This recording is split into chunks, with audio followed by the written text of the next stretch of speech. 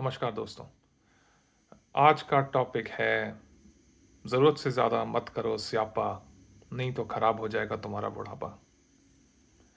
बुढ़ापा ख़राब करने के 101 तरीके। ये किताब अगर किसी स्पीशीज़ पे लिखी जा सकती है तो वो है हमारे प्यारे इंडियन पेरेंट्स। बाहर के पेरेंट्स भी ऐसी काफ़ी हरकतें करते हैं कि वो इस किताब में अच्छा खासा कंट्रीब्यूशन कर सकते हैं, बट जो मेजॉरिटी ऑफ कंट्रीब्यूशन रहेगा इस किताब में वो इंडियन पेरेंट्स करेगा। तो आज हम कुछ ऐसे तरीके डिस्कस करेंगे जिससे आप अपना बुढ़ापा खराब करने की पूरी तैयारी कर रहे हैं। कैसे? ये हरकतें करके आप अपने बच्चों के मन में ऐसा बीज बो रहे हैं कि एक स्टेज के बाद वो चाह के भी आपसे जुड़ नहीं पाएंगे, वो चाह के भी आपकी हेल्प नहीं कर पाएंगे। आप इतनी ज़्यादा फ्रिक्शन क्रिएट कर दोगे अपने और अपने बच्चों के बीच में, स्पेशली जो लड़के के माँ बाप हैं। आप इतना ज़्यादा उसकी लाइफ में जहर घोल देंगे कि एक टाइम के बाद में उन अनजस्टिफाइड हरकतों की वजह से उसे आपको त्यागना पड़ेगा।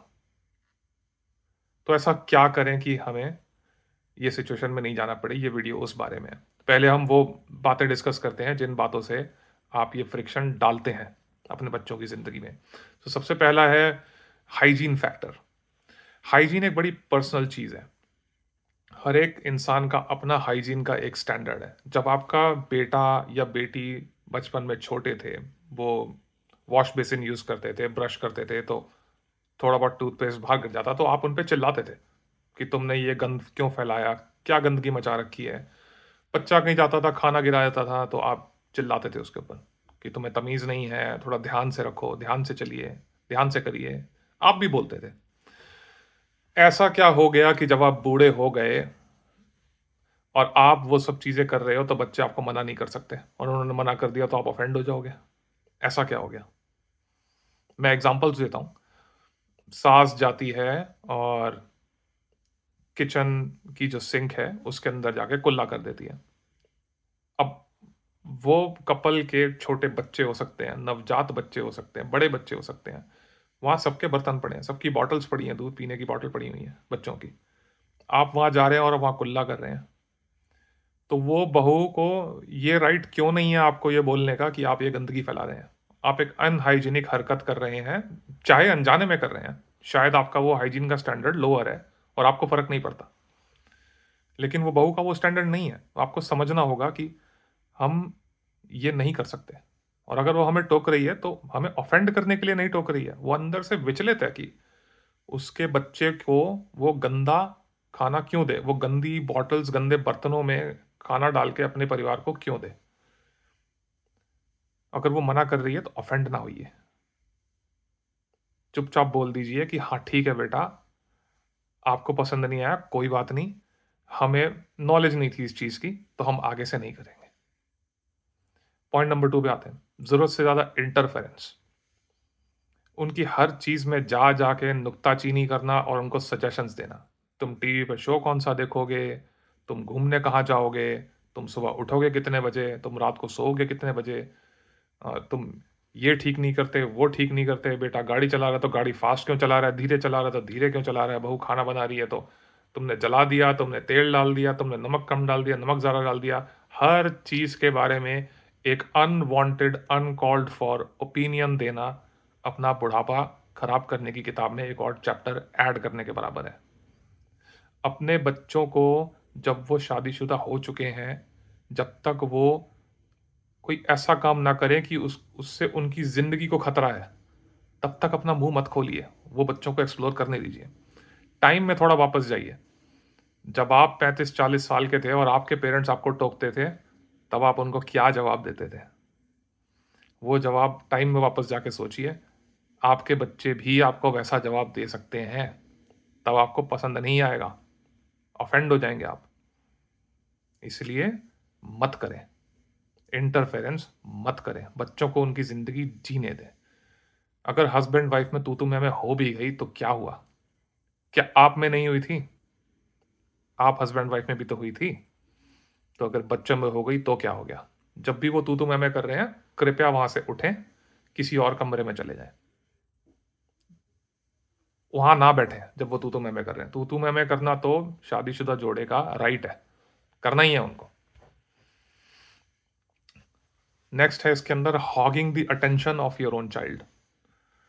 तो अगर आप लड़के के पेरेंट्स हैं तो लड़के की अटेंशन, और लड़की के पेरेंट्स हैं तो लड़की की अटेंशन। उसके स्पाउस के सामने उसकी अटेंशन खींचने की कोशिश करना उसका घर तोड़ने के अटेम्प्ट के बराबर है। ये चीज़ आपको समझ में नहीं आएगी, हो सकता है आपके बेटे या बेटी को भी कोई फर्क नहीं पड़े इस चीज़ से, उनके आपके लिए तो नॉर्मल है, आप लोग एक ही परिवार का हिस्सा है। लेकिन स्पाउस हमेशा लेफ्ट आउट फील करेगा कि जब भी इसके माँ बाप आते हैं, या लड़के के आते हैं या लड़की के आते हैं, ये तो मुझे छोड़ के चला जाता है या चली जाती है, ये उन्हीं के पास ही बैठा रहता है या बैठी रहती है। तो ये विजडम तो आपसे एक्सपेक्टेड है एज पेरेंट्स, कि आप उसको कहें कि जब तेरा स्पाउस खाली बैठा है, घर में आया है, फॉर एग्जांपल लड़का है, काम करके घर वापस आया है, तो आप जाएं और उसके साथ बैठें, अपना टाइम एंजॉय करें, टीवी का शो देखें, हम आपको आपकी एक्टिविटी में ज्वाइन कर लेंगे। हम आपको सेपरेटली खींच के बाहर नहीं लेके जाएंगे कि चलो हमारे साथ, हमें कुछ चुगली करनी है ना? ये भी एक फैक्टर है। स्पाउस को हमेशा यही फील होगा कि आप अपने बेटे या बेटी को कोने में ले जाके उसी की चुगली कर रहे हैं, चाहे आप ना कर रहे हो। क्यों फालतू का रिस्क लेते हैं? आप ऐसा काम ना करें। नेक्स्ट पॉइंट इज एंकरेजिंग अपने बच्चे की स्पाउस के लिए नेगेटिविटी। बड़ा गहरा पॉइंट है। आपका बेटा या बेटी जब भी आपको फोन करके या इन पर्सन आपसे मिलके अपने स्पाउस की बुराई करनी शुरू करे, तो आपको बहुत ऑब्जेक्टिवली उसे इवैल्यूएट करना है अपने माइंड के अंदर, मुंह से कुछ नहीं बोलना है। और इवैल्यूएट क्या करना है कि क्या ये जो बुराई कर रही है ये लाइफ थ्रेटनिंग है, या क्या वो इस पे चीट करने का कोई सिम्टम है। तो अगर इन दोनों में से नहीं है, तो आप कृपया अपने बेटे या बेटी को बोलें, आप एडल्ट हैं, we raised you to be a mature individual, आप जाएं और एक एडल्ट की तरह अपने स्पाउस से बात करके अपना इशू खुद संभालें, हमारे पास मत आए। लेकिन माँ बाप क्या करते हैं, स्पेशली माएँ क्या करती हैं, नेगेटिविटी को राई का पहाड़ बना के अपने बेटे या बेटी को बताते हैं कि जाओ और कर दो सीधा। और इन्हीं माताओं से कोई क्वेश्चन करे, क्या इनकी हिम्मत भी थी अपने पति के खिलाफ एक शब्द भी बोलने की? एक शब्द नहीं बोला जाता था इनसे, लेकिन अपनी बेटियों को ये सिखाती हैं कि जाओ और अपने पति को सीधा कर दे, या बेटे को, वाइसा वर्सा, माएँ अपने बेटे को बोलती हैं जाओ और अपनी बीवी को सीधा कर दे। आप उसको वो काम करने को बोलते हो जो काम जब आपका पति अपनी खुद की माँ के कहने पे आपके साथ करता था तो आपको पसंद नहीं आता था वो, लेकिन अपने बेटे को आप वही चीज बोलने से पीछे नहीं हटते। बुढ़ापा खराब करने की 101 तरीके वाली किताब में एक और चैप्टर जोड़ते हैं आप, ये मत करें। नेक्स्ट पॉइंट है फेक रिलीजियसनेस। बाहर से बहुत ही धार्मिक एटीट्यूड रखना, हम तो भगवान को मानने वाले हैं, हम सुबह उठेंगे बेटे, हम तो तुम्हें तुम्हारा एक्सरसाइज करने वाला वर्कआउट का म्यूजिक नहीं सुनने देंगे, हम तुम्हें कोई कॉमेडी शो नहीं देखने देंगे, हम तुम्हें रील्स नहीं देखने देंगे, हम तुम्हें सुबह उठा के बोलेंगे भगवान का भजन सुनो टीवी के ऊपर, पूरा का पूरा परिवार सुनो, या हम अपने मोबाइल के ऊपर इतनी जोर जोर से उसको लगा देंगे कि तुम ना चाहते हुए भी उसे सुनोगे, तुम आपस में बात ही नहीं कर पाओगे। भगवान को याद करो, भगवान से डरो, भगवान ये कर देगा, भगवान वो कर देगा। वो भगवान ये सारी चीजें आपके साथ भी करेगा, वो सिर्फ बच्चों के साथ नहीं करेगा। वो भगवान ये देख रहा है कि आप फेक रिलीजियसनेस फैला रहे हैं अपने घर के अंदर, आप अंदर से भगवान से उतने जुड़े नहीं हैं, अंदर से आपको भगवान के ऊपर उतना विश्वास नहीं है जितना आप प्रिटेंड करके अपने बच्चों को धार्मिक होने का ढोंग करके दिखाते हैं। उन्हें बोलते हैं कि तुम मंदिर क्यों नहीं जाते, तुम पूजा क्यों नहीं करते, तुम पाठ क्यों नहीं करते। जो भगवान से एक्चुअली में जुड़ा हुआ है वो पाठ ना भी करे, अपने गृहस्थ जीवन के अंदर अपनी जिम्मेदारियां पूरी कर ले और शांति रखे मन के अंदर, तो वो भगवान की पूजा करने के बराबर ही है। आज की जनरेशन के पास टाइम नहीं है जितना आपके पास था, फॉर्च्युनेटली और अनफॉर्च्युनेटली। उनके ऊपर अपने फेक रिलीजियस फंडे ना थोपें। अगर वो बच्चे खड़े होके सुबह पाठ नहीं कर पा रहे, तो आप क्या कर रहे हैं? आप उठें और अपने कमरे में बैठ के बिना शोर मचाए, बिना टीवी ऑन करे, मंद आवाज के अंदर अपने मन में पाठ करें। आप क्यों नहीं कर सकते ये? बच्चों को क्यों बोल रहे हो? वो तब कर लेंगे जब वो 60 के हो जाएंगे और उनके पास आपकी तरह वेला टाइम होगा, तब वो कर लेंगे। आप ये मत करें। और ये वीडियो का लास्ट पॉइंट है, फेक रिश्तेदारी एंड फेक प्राइड। बड़ा चोट पहुंचाने वाला टॉपिक है ये। अपने रिश्तेदारों के अंदर अपनी फेक इमेज बनाना और उस फेक इमेज को बनाने के चक्कर में अपने बेटे या बेटी की मैरिड लाइफ में जहर घोल देना। इसके दो स्पेसिफिक एग्जांपल्स दूंगा। लेट्स से कि आप बेटे के माँ बाप हैं, आप किसी रिश्तेदार के यहाँ जाते हैं जहां पे आपके बेटे को खुद को जाना पसंद नहीं है, लेकिन आप उसे फोर्स करते हैं कि अपनी बहू को इस स्पेसिफिक तरीके से, ये स्पेसिफिक कपड़े पहना के, ये स्पेसिफिक मैनर्स के साथ में रेडी करके हमारे रिश्तेदार के पास लेके चल, क्योंकि हमें दिखावा करना है कि हम पता नहीं कौन से रजवाड़े खानदान के हैं और हमारी बहू देखो कौन से दूसरे रजवाड़े खानदान से आई है। ना तो वो बेटा वो ट्रिप को एंजॉय करेगा, ना आपकी बहू वो ट्रिप को एंजॉय करेगी, और आपके बेटे के ऊपर एक एहसान चढ़ जाएगा कि ये तो मैंने तेरे लिए किया था क्योंकि तेरे माँ बाप ने कहा था मुझे करने के लिए। सिमिलरली लड़की की साइड में तो ये और भी बुरा है। अगर लड़की के माँ बाप प्रेशर डालते हैं कि दामाद को रेडी कर और तैयार करके हमारे फलाने ढिमकाने रिश्तेदार के यहाँ लेके जा, वो तो और बुरा है। आप तो अपने घर में बैठे रहेंगे, आपको तो कॉन्सिक्वेंसेस झेलने नहीं।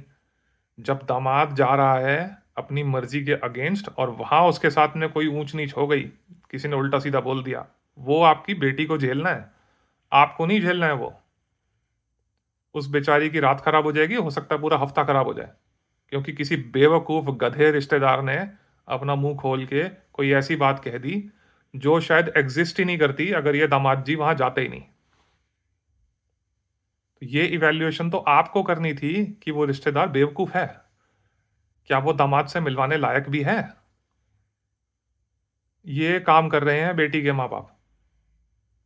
इन कामों से बचें, क्योंकि ये काम करने से आप बुढ़ापा खराब करने के 101 तरीके वाली किताब में चैप्टर आफ्टर चैप्टर ऐड करते जाते हैं।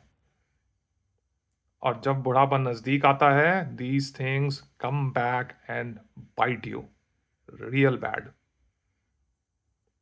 तब वो बेटा अपनी बीवी के इतने ज्यादा इमोशनल और मॉरल डेट के नीचे आ चुका होता है कि अब वो उसको बोल ही नहीं सकता कि मैं तुझे छोड़ के अपने माँ बाप की सेवा करने जा रहा हूं। वो चाह के भी नहीं कर पाएगा। आपने उसको उसकी बीवी का कर्जदार बना दिया। सिमिलरली बेटी के एंड से आपने अपनी बेटी की वो हालत कर दी कि वो अब खुल के अपने पति को ये बोल भी नहीं सकती कि क्या मैं जाऊं और अपने माँ बाप की सेवा कर लूं, क्योंकि उसे अंदर से पता है कि मेरे माँ बाप ने मेरे पति की लाइफ झंड करके रखी हुई थी। किस मुंह से उसको बोलेगी कि तू भी चल मेरे साथ और मेरे हाथ बटा मेरे माँ बाप की सेवा करने के लिए? नहीं बोल पाएगी वो। और अगर वो अनफॉर्चुनेटली नहीं कमाने वाली है, हाउसवाइफ है, तब तो आप भूल ही जाएं, आपके पास आ ही नहीं पाएगी। तो ऐसी बेवकूफाना और घटिया हरकतों से बचें। आप बुजुर्ग हैं, आप घर के बड़े हैं, आपसे समझदारी की अपेक्षा है। उस अपेक्षा पे खरे उतरने की कोशिश कीजिए। अगर आप ही बेवकूफों वाली हरकतें करेंगे तो आप अपने बच्चों से समझदारी कैसे उम्मीद कर सकते हैं उसकी? आपको ये देखना होगा कि ये हरकतें करने से हमारा बुढ़ापा खराब हो सकता है। तो अपना बुढ़ापा खराब ना करें, अपनी लाइफ को अच्छे से जिएं। भगवान का नाम लें, लेकिन मन में लें। नमस्कार।